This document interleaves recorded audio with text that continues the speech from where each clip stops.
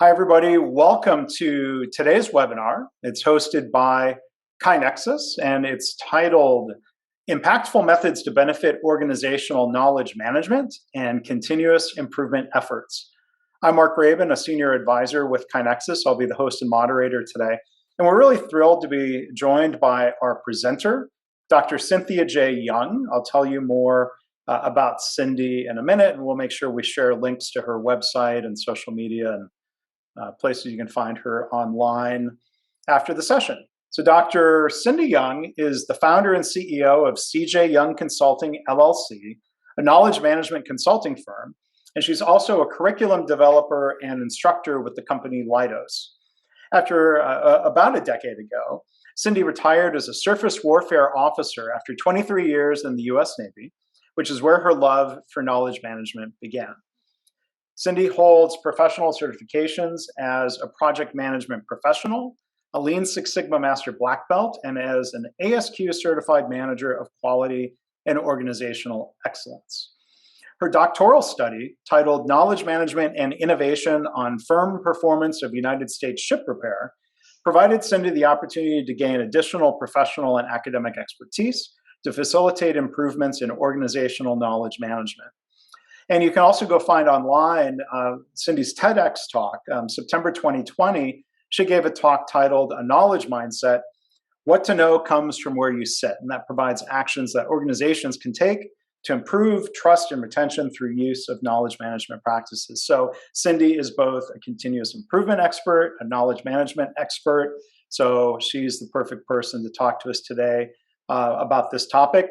And I also want to acknowledge and say hi to Buddy the cat, who is enjoying the sun in the window. So yeah, Buddy was there when Cindy and I did a podcast recently, and Buddy's going to be chill and not get in the way. So Cindy, let me turn things over to you. Thanks again for presenting today.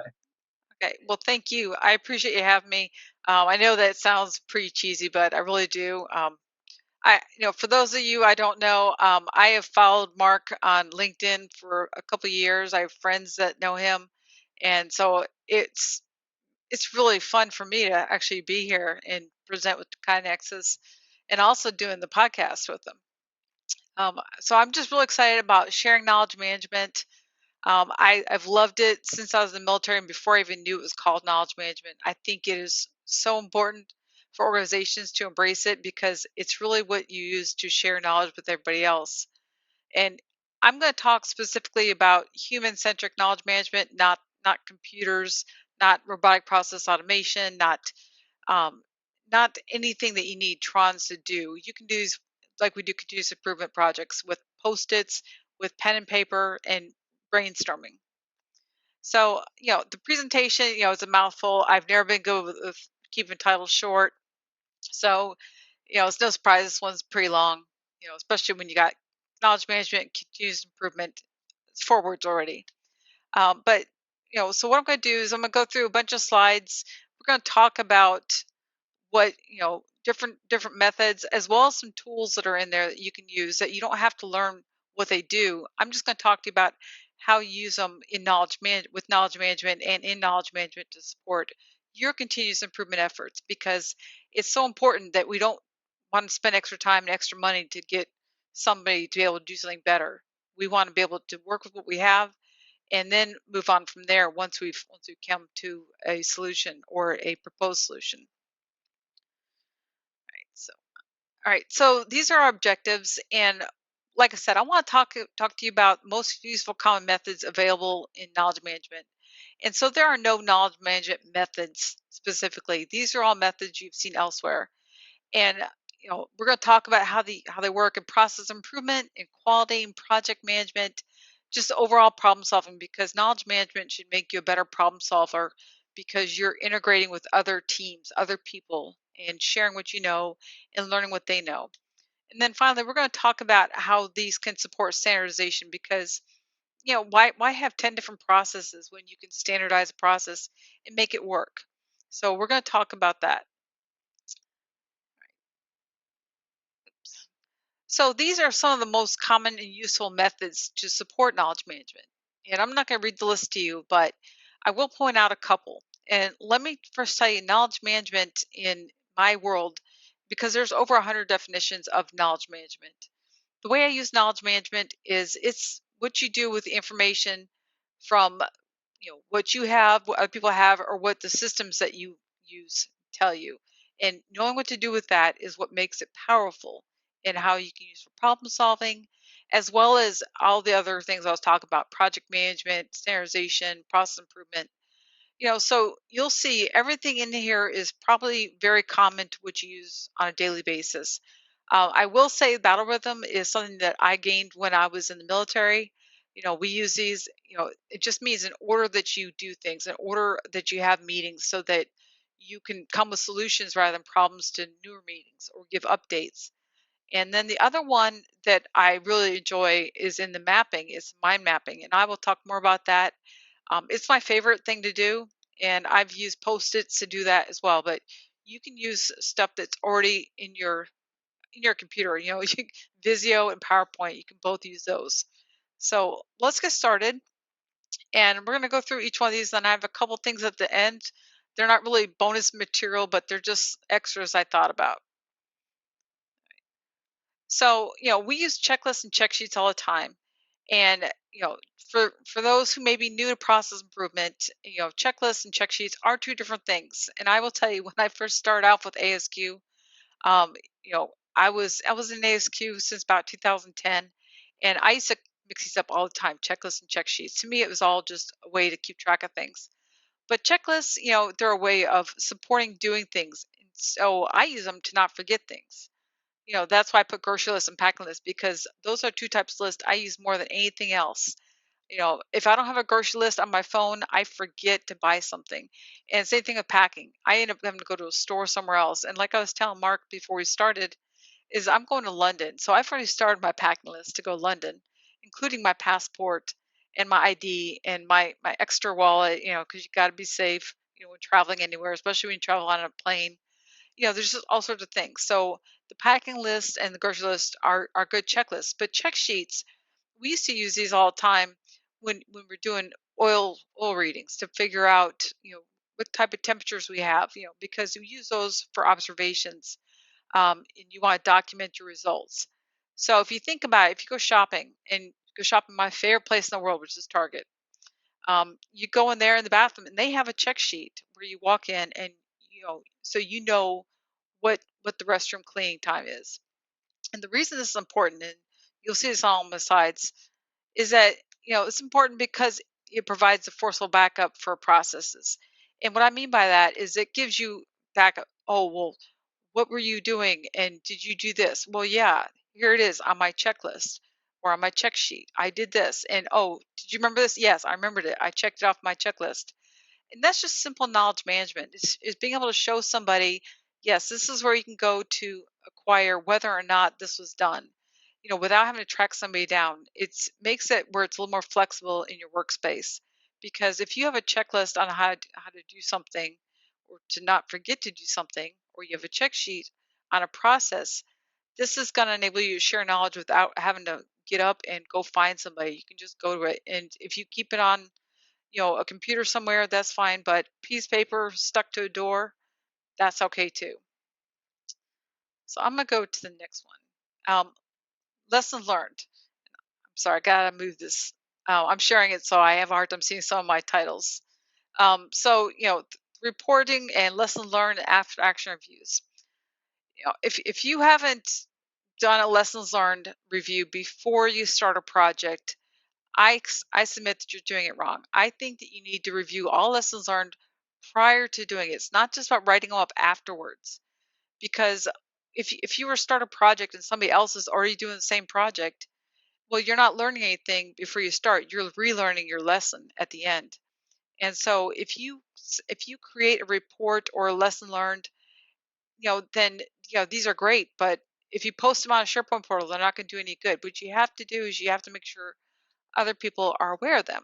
So when we start projects, part of what we do, not at CJ Young Consulting, but at my company, the company I work for, we get with people and say, hey, what were the problems you had before?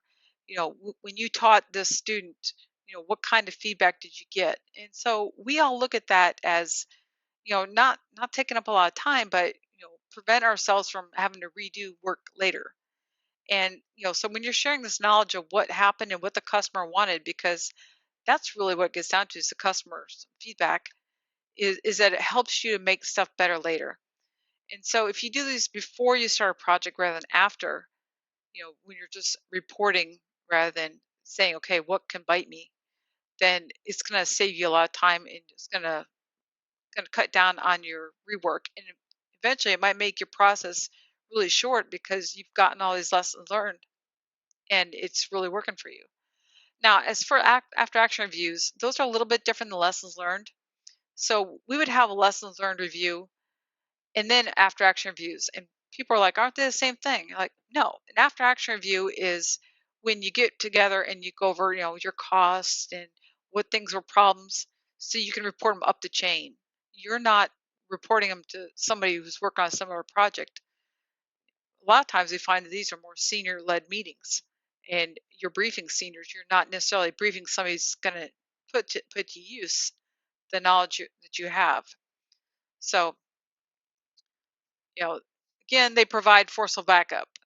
And forceful backup, I apologize to anybody who doesn't understand what that is, but to me, that's making sure that you have a buddy that backs you up, or you have something in place to back you up.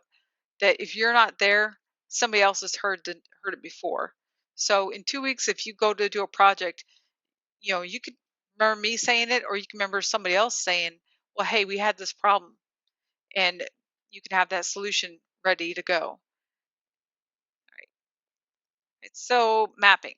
Okay, so these types of maps, I love mapping. And like I said, I love mind mapping the most, but we have process mapping, knowledge mapping, and mind mapping, and they're all three different things. So you can see here, process mapping shows how something's done, it documents the processes. And so when you have a standard business process management system, you may have processes written out, how you set your travel up, what you have to do to onboard somebody, how you request financing for tuition assistance. Those are all process maps you may see drawn out because reading a page is a little bit overwhelming sometimes.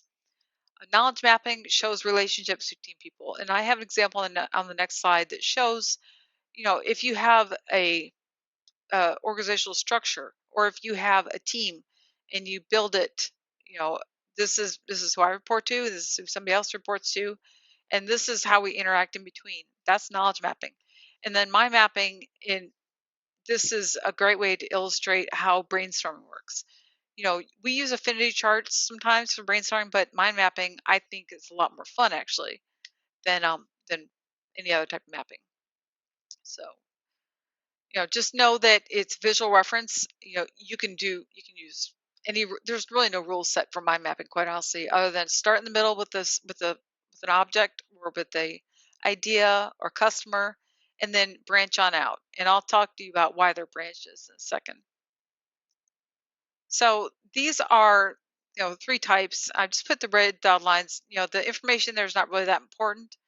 But what it is that you have three types of maps here. The process map, everybody on this call is probably familiar with this. We do process maps, we have to do swim lanes. And so these processes, start to finish, and then all the decisions you have to make in between to get to the finish. And so when you drop a process map, this helps you to understand the process better, and you can gain knowledge from other people as you're building it, saying, well, what kind of decisions would they have to make in order to make this happen? Because normally people drafting it up at the final stages are the same people that are conducting the process. And then knowledge mapping.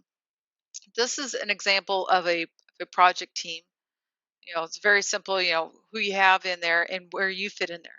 And so you want to put where you fit in there just so that you know what your relationship is with the other shifts in this.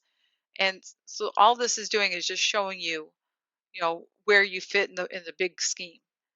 So a knowledge map, it becomes a knowledge map when you can pair, what people do. So if you're looking at the mid shift and you see team member one, you can say, oh, okay, I gotta go find out what they do. And you find out, well, they're the expert at doing this on their shift. And then you find out everybody who's member number one is the expert on that team. And then the team leads, they all have responsibilities. But then you see your counterparts on the other teams, member number two, and you can go ask them, hey, what kind of things do you need? What kind of things do I need to make sure I pass down to you for your shift? And what kind of things do you use to make sure that everything goes well? So as you populate this, you look at the business analyst and logistics POC, and you can put down what they're important, how that relates to what you do. And so all this is important because you can capture knowledge as easily as this for what your team does, and you don't need a whole bunch of pages individually for what people do. Now, finally, mind mapping, which I'll say again is my favorite because you can do any design you want. I just took a screenshot off the internet for this, and it is, there's a page where it tells you where to go to. Um, later on, but I think it's hidden. But this is real simple mind map, and it branches off, and then each branch has another branch, and that's why you can do it like a tree. And so some of these will look like trees. If you go on the internet and you search mind mapping, you'll see all sorts of different styles of mind mapping. Some have curves, some have straight lines, some are actual trees. But what's important is that you start off with a single object. In this case, it's animal. And so they're talking about different types of animals. They have mammals, fish, and insects.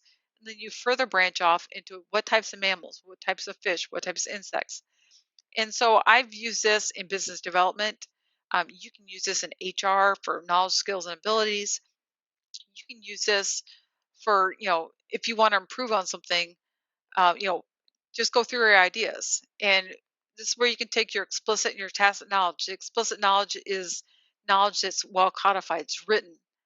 The tacit knowledge is knowledge based on your experience. And so you get people together and everybody's going to have their ideas. And so you can come together and combine these all in a mind map. And you can make it as simple or as complex as you want. And some mind mapping, there's some software out there that allows you to link them together. So you can have one mind map that leads into multiple mind maps. So if you're looking at organization, you can have one for your area of continuous improvement, or you might have one area for knowledge management, and you can join them. But you know, I've seen videos on YouTube where people use these to take notes for a class. So this is why it's my favorite because you can do anything you want with it. You can also use different colored post-it notes. It's a very easy process to use, and if you want to use a computer, you can use PowerPoint or you can use Microsoft Visio and just go to the brainstorming um, legends because that's where you'll find your ability to mind map on there. So I really enjoy it. And yeah, I can go on and on and on about mind mapping. Excuse me. So community practice. Community practice is the next thing, and it's all about people who get together who have similar goals and similar interests. So if you have, I don't know, say my sister, she's big into coupon clipping. A community practice of coupon clippers may be people who share the sales and know where to find the best coupons. You in your organization, you may have community practice, but you may not know that they're called community practice because they may be called something else, like a employee research group or employee resource group. That is a type of community practice. They're people who are there to talk about the same kinds of concerns. You may have a mentoring group. You may have I don't know, a veterans group, stuff like that. But you also have other groups. Um, so my last job, when I was a knowledge manager on a contract for a few years, we had different groups of community practice. We had a maintenance one, we had a modernization one, we had a financial one. So we had all these different communities of practice that they shared information with each other and shared knowledge of how they fixed things, what they did to improve something, if they had to have a different process in place, any projects they're working on. Because they all had the same boss in the end. They were all subordinate commands. They had to report to a senior command and make these reports, but they had the same tasks, but just different ships. So community practice they're very valuable because they don't cost a lot of money to do. You just take some time on your work, and so you can have them meet, like we had them meet twice a month. And so what we had them do is we had an agenda. They came together and they just shared what they knew. They shared what went wrong. They shared what went right. And I just I took minutes. That was part of my job. I took minutes for the meeting, and I would post them, but I would also email them out and then call the individuals if anybody had anything to do. So it all wrapped up into a report at the end of the month. But we also had a lead for the community practice. I had a government lead for each of the communities of practice I was supporting because I was supporting two. At one time, I was supporting three. And so these communities of practice, you have to have a government person in charge on these contracts. Just a rule. I didn't make it, but we had communities of practice, and these government people would talk to each other as well. So we had a meeting once a year. And again, that's a bigger community practice. It's just about talking. And it didn't require any special technology to do so. Just get on a phone call and talk just like we are right now. So these are important again because they give a community or they give an organization a way to share efforts, to share what they're doing and share what problems they're having as well as solutions. We did have one community practice. We actually did a value stream mapping event, and that brought up a lot of knowledge. And so we mapped that out on a value stream, and that worked out pretty well. So it enabled us to move on and make improvements. And the communities of practice are still, according to the person I used to work for, they're still going really well. All right. And Kanban. All right. Kanban, I gave a presentation a few years ago about babies first Kanban because I have friends of mine and I've taught classes in project management and use Kanban in that. And they're like, well, what is Kanban? And I was like, well, it's to do, doing, and done. And they're like, well, what is that really? So I talked about babies first Kanban.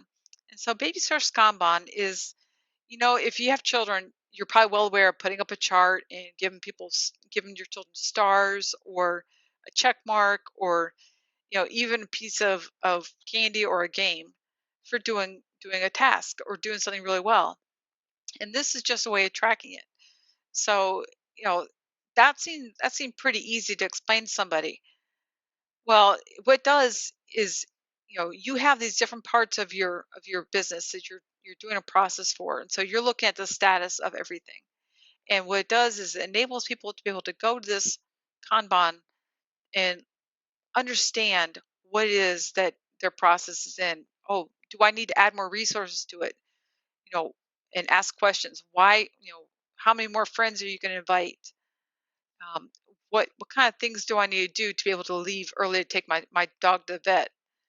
And those kind of things, they enable you to ask questions, and then from there you can gain what you need to do to be able to carry on, to be able to go to the next process, and eventually you'll see the status so much that you'll be able to talk to your team and understand what's going on with that and be able to move it all to the done pile. And in the end, that's really what our bosses care about. You know, are you making progress? Do you need help? Do you need resources? What kind of processes are you using, and when are you going to be done? Because they're going to have other tasking for you. And so, you know, you know, like I said, it's instant. It gives you a status update, and in these words, instant overview of the workflow process. Anyone can understand. If I'm working a project and our IT guys come to ask me what's going on, rather than me having to sit down and explain everything, they can just look at the board and they can see, okay, well, Cindy's at this point in the process. I can't do my updates to her system because she needs to use it, and that's as quickly as the conversation needs to be. I don't need to sit there and give a long drawn out conversation about or a long drawn out explanation about why I need the system. They just know I need it, and they know that it's a good scheduling tool too, because while there's no schedule on there, you can you know using the knowledge that you have on the system know that I'm going to be on there an hour, I'm going to be on there 2 hours. And so that's why I like Kanban for knowledge management as well, because you don't have to pull somebody aside and pull them away from what they're doing to explain to them what is it you're doing and where your process is stuck or where it's moving. Okay, gamification. And I challenge anybody in here who doesn't know what gamification is. I'm going to ask you, have you been to a Starbucks? Have you been on an airline? You know, Do you make your decision on what airline you fly based on how many miles you get and how many points you get? That's all gamification is. Gamification is using non-games, using gaming ideas to reach an end. So Starbucks, they want to get more customers in, just like any other coffee place, and that's just one I frequent. And they give me stars. And I love double star day because I get more stars for buying something than I do on another day where I only get 2 stars. I'll get 4 stars for $1. And yes, it's ridiculous to spend that much money on coffee, but I do that when I go into the office. And when I get my stars, every 400 stars, I can get a $20 product. So it's even better for me. But that's gamification. Same thing with the airlines. When you're flying on an airline, and I'll choose an airline based on where my flight miles, if I can get a discount on my flights, or if I can upgrade a real for free, I'll do that. And that's all gamification. So, you know, games, like in this example, rewarding users for achievements, leveling up, earning badges. You know, there are some companies that have like their fitness program. If you have a company that has a fitness program, it's great. And you'll get points on my iWatch. I get points for if I walk a certain amount of steps, I'll get a little badge, and it doesn't do anything for me monetarily, but that gives me a little thumbs up. Hey, I'm doing a great job. So gamification is really helpful.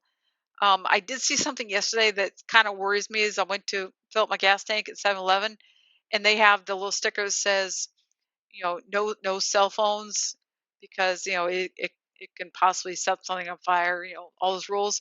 But on the right hand side of the gas pump, it has, hey, scan this QR code and get in to get 11 cents off a gallon for the first 7 times you fill up. Yeah, I don't think that's what they meant to do with that, but that's gamification there. They're trying to get your business. So with this, knowledge is shared between employees and teams because when you're working to make money, if you get a bonus because people buy so much from your store, you're going to push these games. If your team is competing against another team, a sales team, and you say, okay, if I sell so many of these, um, you know, we have a company out here who's selling air handlers, and you get a heat pump or something like that for a big discount, but you have to buy it with it, and that's gamification. It's not very clever, but it's basic gamification. But just know that anything that influences you to buy something because you get a bonus of some sort, that's a gamification area. And I bet you'll remember it and you'll pass on to your friends that you went to get coffee and you got more points or you got more stars. Okay, so we're getting the home stretch here. Battle rhythms. Okay, like I said before, battle rhythms are one meeting that supports another meeting. And so in the military, we call them battle rhythms. And I know in the Navy for sure, but I don't know about Marines and Army and Air Force, but I'm pretty certain we all have the same terminology when it comes to supporting meetings. Um, but it doesn't make sense if you go to one meeting and you make a decision and it doesn't support the next guy, then you end up not being able to do what you need to do to support the boss, but you also don't get the responses you need. So I have an example in here of a financial meeting. So, on Tuesday, business analysts, they meet with their project managers to review the spending. And then on Wednesday, the business analysts have to meet with the program managers, who meet with their directors, to talk about what happened at the Tuesday meeting, say where they sit. And then that allows them on Thursday for the project managers and directors to meet with finance. So, the business analysts, they have all the details. So they go to their meetings, and this is just a battle rhythm. So they are passing up to their boss what they have, and it gives their boss time to figure out, okay, maybe this is not working for us. Maybe we need to either slow down how much we're spending or make things work a lot more smoothly or get with our people earlier before we say, okay, you can have this extra resource. Because on that Thursday, they're gonna have to go to their boss and go to finance with their boss and explain to their boss and finance why they're spending so much money or why they're needing more money.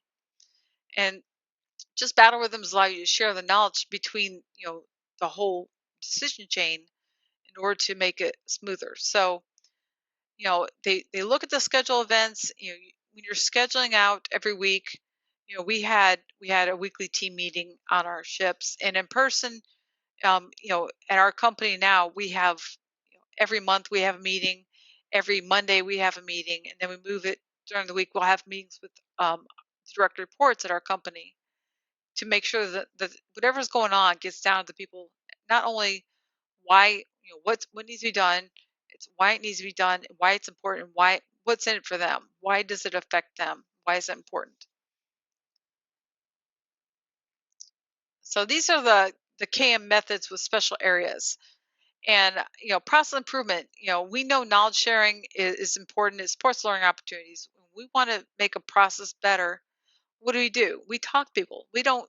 If we go into the data, but the data is what creates information. Information is what creates knowledge.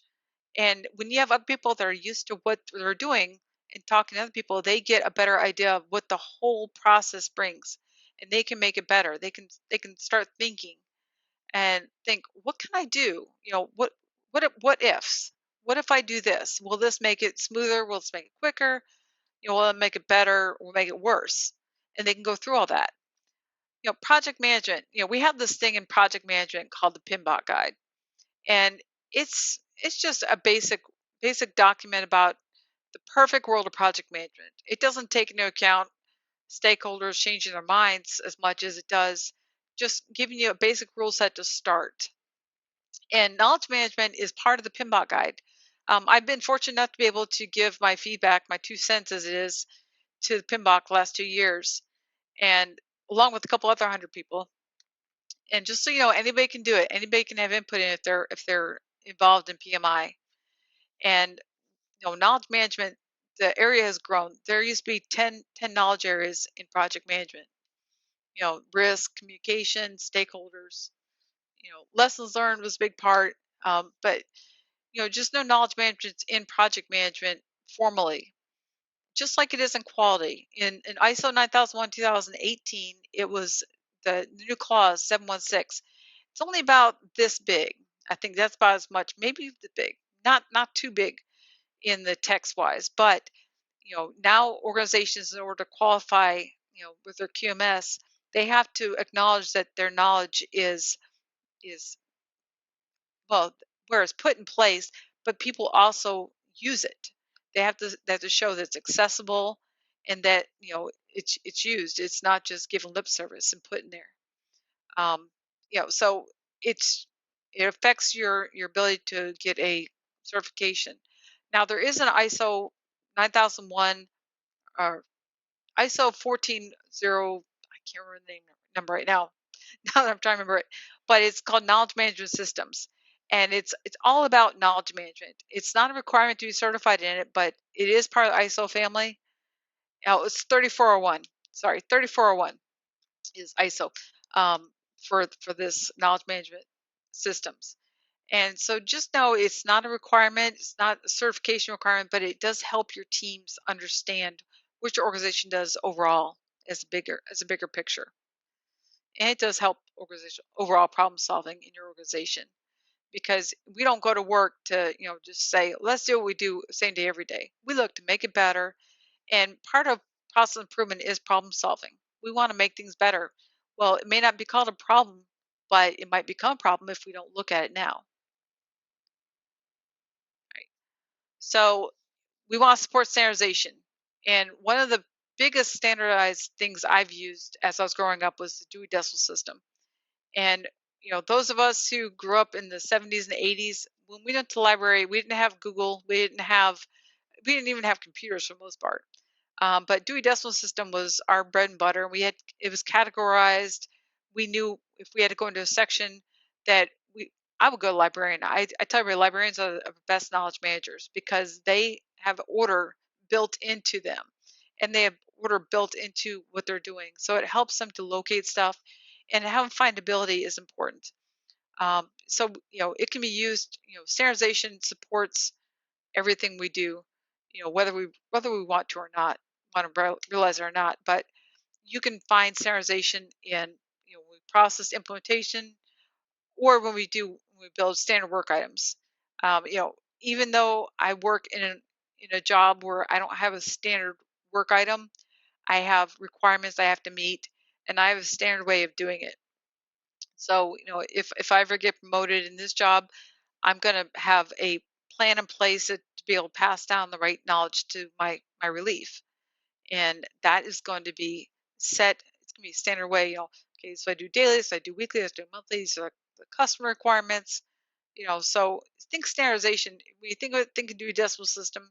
If you're trying to describe it to somebody, because it's probably the um, most easily understood to people who go in libraries a lot. When you're online, it's easy to Google search, but you know, finding a book in a bookstore, now they're categorized, but they don't necessarily use Dewey Decimal System, so it's all good. Right. So this is what I wanted you to take away from it. Just know that in knowledge management, again, it's all about the information you have and knowing what to do with it. How it affects what you're doing, how it can improve your processes, how it can make knowledge sharing easier, how you can make things better. But there's nothing special about the methods. You're using methods that were already used in project management or used in process improvement and continuous improvement. Just knowing those is going to save you so much time. Um, no, again, there's no standalone processes. So if you say knowledge management is special, I say it's special just because it's knowledge management, but it's not special as in how you do business. You just got to be open to sharing knowledge, letting your team know what's going on, being able to transfer it and to capture it, find it. That's really what's big. And then managing knowledge is critical. It's critical of supporting the change, standardization, and procedural compliance, because that's pretty important when it comes to making sure you're in line with the legal requirements, as well as safety. So knowledge management, I think I see it everywhere. I can't get away from it, and I love it, and I hope you love it too. um, that's all I really have for you. I really enjoyed sharing this with you, and as you can tell, I do love knowledge management, Starbucks, and just about everything about mind mapping. Thank you. Well, Cindy, thank you. And we'll encourage people to continue submitting questions. You can see Cindy's contact information. That'll be back up on screen in a slightly different form, managing the knowledge of how to find and reach Cindy. That QR code that goes to her LinkedIn profile will also be up on the final Q&A screen. But before we go into Q&A, just want to make a few quick announcements. If you can, next slide. Upcoming webinars. These are a monthly series. Next webinar is going to be a shift from knowledge management to knowledge workers. And in some ways, we're all knowledge workers these days, but the presentation is going to be titled Lean for Knowledge Workers, March 9th, presented by Kim Mascarda. Now, regular attendees will want to note there's a special time here. Instead of 1 p.m. Eastern, which is our typical standard time, this webinar is going to be at 11 a.m. Eastern, because Kim will be joining us from Australia, where I believe it will be midnight his time. So midnight better than 2 a.m. For Kim. So we'll look forward to that webinar. You can register for it today if you go to KaiNexus.com/webinar, scroll down a little bit past the information about Cindy's webinar today. I also invite you to check out the webinar on demand library, and you can find that at the same page, KaiNexus.com/webinars. There's a link to that. That's okay. All right, next slide, please. We have a blog. We actually have two blogs. If you go to blog.kainexus.com, if you click on the header, there's what we call the improvement blog, which is on themes related to improvement, and anybody and everybody is welcome to read. There's also a tab that is what we call the customer blog, which is more about new KaiNexus software features and announcements and things like that. You're free to read it. It might not mean as much to you if you're not a customer, but check those out. And the most recent blog post on there, really good post by a new KaiNexus team member, Austin Lim, who kind of turned this phrase, don't ask me, that's not my job. He kind of turns that upside down. It's a really clever, thought-provoking post on the role of leaders. So again, go to blog.kainexus.com for that. Next slide. We have a podcast. You can find that at kainexus.com/podcast. You can find us in all the major apps, Apple Podcast, Google Podcast, Overcast, which is the favorite podcast app of our CEO, Greg Jacobson. I've been using Overcast a lot recently. His pro tip is you can listen to podcasts at like 1.5x speed if you want. Your brain can absorb that flow of knowledge. The audio from today's webinar will be available in the podcast feed as well later today if you want to revisit this or share the audio with people. The video recording will also be available, of course, on our YouTube channel as well. And if you can advance it. Okay, so here we go. Q&A slide. Cindy's email address, web address, QR code to go over to LinkedIn. And with that, we've got a good amount of time for questions and discussion and conversation. So again, please submit those questions via the Q&A box, not the chat. People are following that standard well. A couple of thank yous in the chat. So we've got a couple questions on gamification, Cindy. First, we have a question here. How can you gamify your hospital's process to prepare teams for accreditation? I don't know. Have you had a chance to work in healthcare, Cindy? I don't know if this is. I have not, but if I had to think about it, I would probably look and see, based on progress of somebody working through certifications, if they can deliver a training to a team, give them points based on how they trained a team and maybe award them. I don't know if it's not cheesy to say, hey, bought by a stethoscope to whoever did the best training throughout the time period. Right. Well, so it's to clarify, it's not certification, it's accreditation. So let's say the Joint Commission, or this would be very similar. Let me ask the question this way. Think of it as like an ISO 9000 accreditation visit. Do you have thoughts on how you could try to gamify that? I think I would just look and see, break it down into parts and see if we can all achieve, something simple like when we compete for business. I know it sounds, simple, but we usually do like a pizza party or something with food at the end of it. Hey, if we can achieve accreditation by this time, or with this amount of I don't know what to call them, not marks or whatever, where they say that these are areas you need to improve upon Sure. to achieve it. Deficiencies or Yeah, that's it. That's a deficiency. So if you have no deficiencies, we're gonna do this, or they may even want to gamify it with a bonus, a monetary bonus to the team. And if anyone in the audience works in healthcare and has thoughts about gamifying accreditation preparation, you can put something in the chat about that as well. Another question, just more generally about gamification, Cindy, are there times or situations you can think of where gamification might backfire? I think it backfires if you need a team to do something and you have it individually and they are holding back on knowledge that they have that will prevent something from going wrong. And I'm talking safety or anything. I'm talking about a process. If somebody has to do something and they forget to do a step, but somebody there knows that they're going to win or they're going to come out on top if somebody else doesn't do as well. But what they're doing is really affecting the whole team. So I think that that's nothing you should gamify. Yeah, so we don't want to set up incentives or things that would somehow put individual rewards over what the team's trying to accomplish. Yeah, that's a really good point. Another question here, thinking back to earlier in your presentation when you talked about different types of mapping. We had a question here about incorporating, or if you could elaborate, these different types of mapping and PDCA cycles. Are they similar concept? Are there differences? How would those types of maps fit into PDCA cycles? Well, I'm gonna use my favorite one, which is my mapping, and talk about PDCA. So planning, for mapping, I want to. So I'm gonna use this for business development. I'm gonna want to say that, hey, I want to come up with ideas of who the best person is to contact out of this. So I'm gonna go through my due diligence and talk to people and research online, figure out who's experienced with this customer. And then from that, I'm going to bounce things off of people. Say, hey, does this make sense? Is this person still there? Is this contract still available to people? And then once I'm good to go, I'm going to write the proposal, which is act. And then when it comes back to me and says that whether or not I've won the contract, then that's starts the plan again.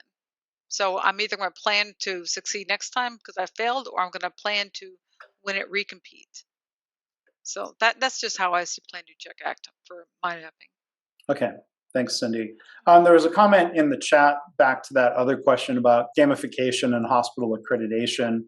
Suzanne commented or suggested you could create an internal deadline for accreditation and give points to each department who reaches the targets. You could give prizes to the top 3 departments to those. Yeah, I don't know, your thoughts or reactions to that, Cindy? No, I think that's good.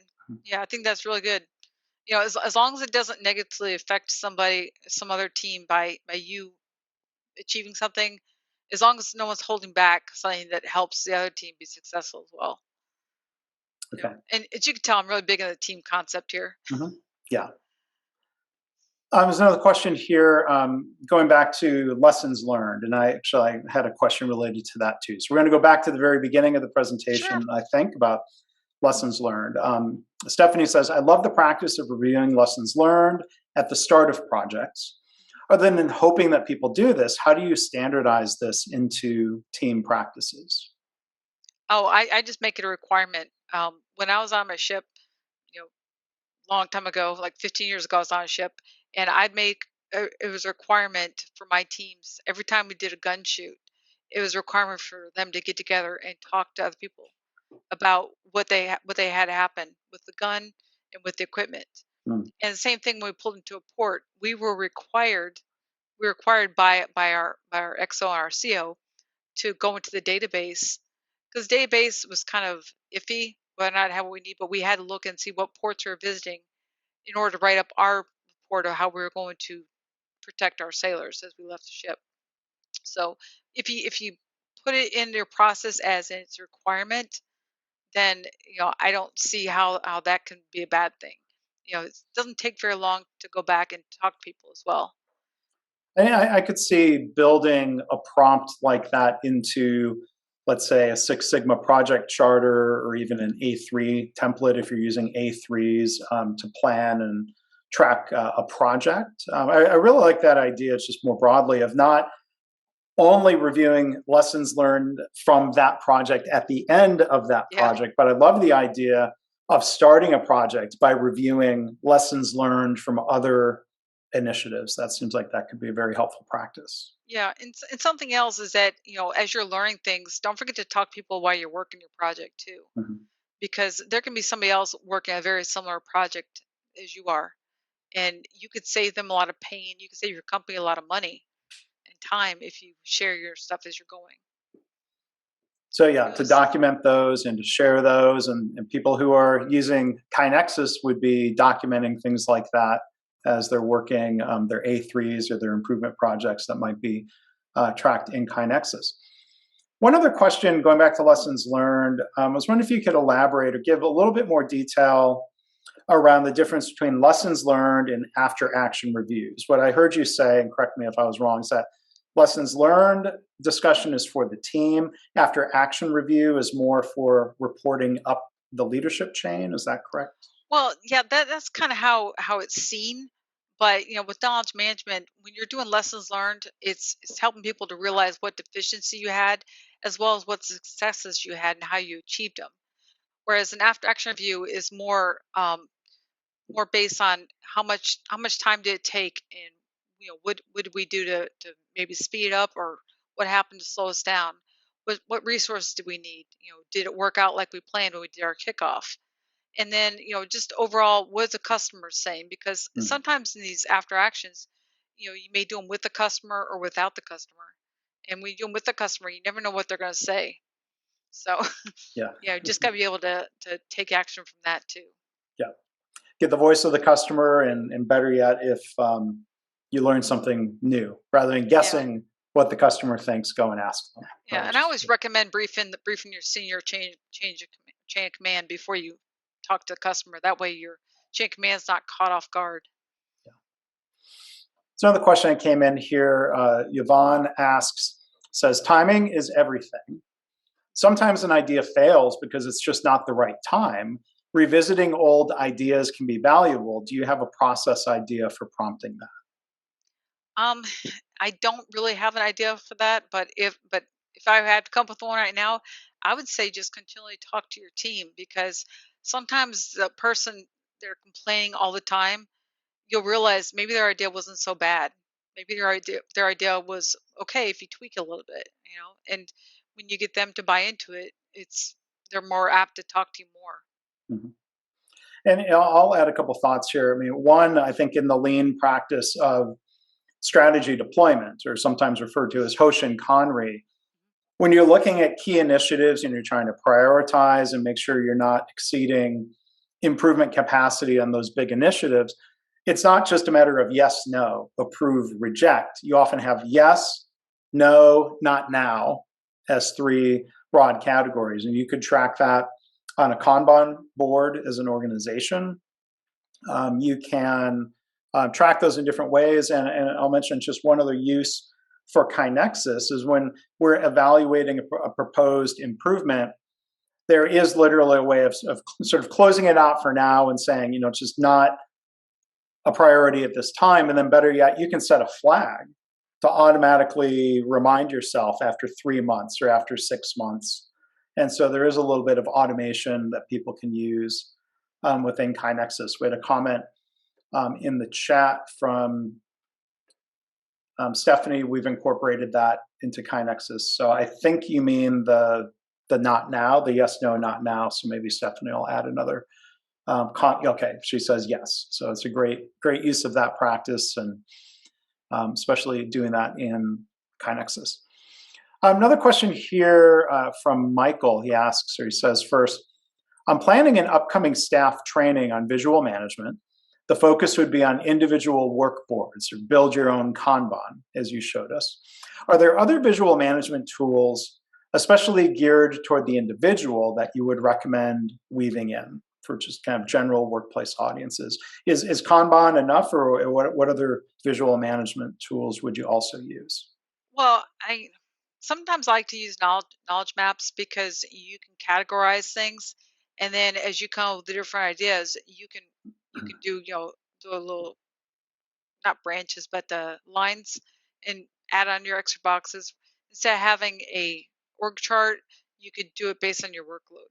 And so that helps people to be able, because when people see things and they go check them off, they're more apt to look at that like, hey, look, I've done all this. And not only are they using it, but they're showing it to other people without saying, hey, look at me. They can have it posted, and that might encourage them to work more towards that, or to have conversations about, oh, well, I've done that before. I can, this is what I did. Okay, thanks, Cindy. There's two questions related to software solutions or databases. I'll sort of try to combine it into a question. So the first person said, I would like to set up a knowledge management database within my company, a consulting firm. What should I take into account setting this up? I'm especially curious about setting quality standards and keeping the database up to date. And I'll add first before bouncing it over to you, Cindy. KaiNexus can be, not to belabor the point, but our software can be used for purposes like that if you don't want to build something per se.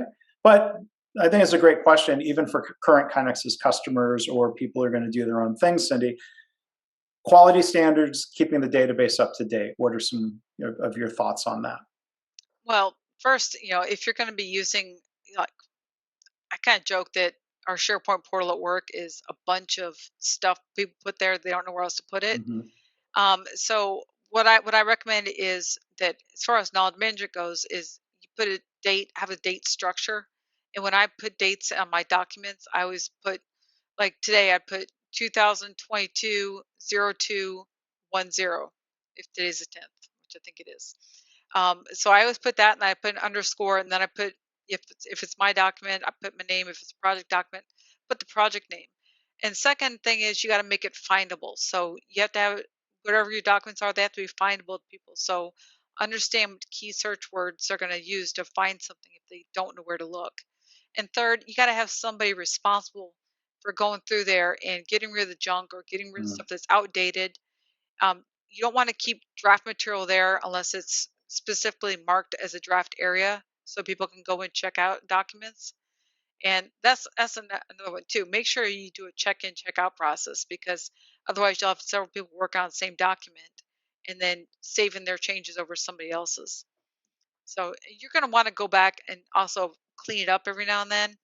So with every database, you need to go in and decide, how recent are you going to look for documents, or are you going to look for versions and use a version number and a date number on your documents. But out of all that, I think findability is important, and people having access to it's important. yeah. So maybe one final question for you, Cindy, and this might serve as a bit of a preview of the podcast episode that we did together a couple weeks back in the Lean Blog Interviews podcast, and we'll share a link to that in the follow-up email. A lot of times people say things like, knowledge is power, and they want to hoard information. They think their value to the organization would be defined as, what they know. I'm the only one who knows it. People have to come to me. That gives me job security. But you've written, as we talked about in the episode, that knowledge sharing is actually good for your career. Can you kind of give us the synopsis of why Yeah, that is? yeah. Knowledge sharing is good because you don't come off as selfish. First of all, you don't want somebody on your team that's selfish and that is going to hold back what you need to succeed as a team, and your professional growth may be contingent on that. It's also important because people see you as promotable. They see you as being able to move up because you don't have all the knowledge of yourself. You haven't been selfish. You haven't kept it all and taught nobody else how to do your job, because one day you get hit by a bus or something can happen like COVID where you can't go to work Sure. and you may not be able to use a computer to do your job. I can't use my computer to do my job 100% of the time because I work in a lab and I have to go to this lab and do all the work in there. So I have to have somebody else that knows what they're doing to be able to do that in my absence. So just know that. Oh, yeah, you got it. Knowledge sharing is so important. I hate knowledge hoarding. I think it's selfish and it really hurts a team in general. Well, Cindy, thank you for your thoughts on that. And the full podcast episode, I'd put a link to it in the chat. I'll copy and paste that and put that in there again. So if you'd like to hear more of Cindy's thoughts related to that topic in a more conversational format, please do check out that podcast. And you can ignore the little bit of promo that we did for the webinar because you were here. So thank you to everybody who attended and stayed on here. Cindy, you really kept everyone's attention, looking at the measure of how many people stayed on through your presentation and into the Q&A. There are some thank yous coming in, and I want to amplify that. Cindy, thank you for presenting today. Thank you for sharing, and really appreciated it. Thanks. Yeah, you're welcome. I had so much fun. This is really a fun one. All right, well, thank you everybody for being on. And again, the next webinar, March 9th, Kim Mascarda, you can go and register for that now at KaiNexus.com/webinars.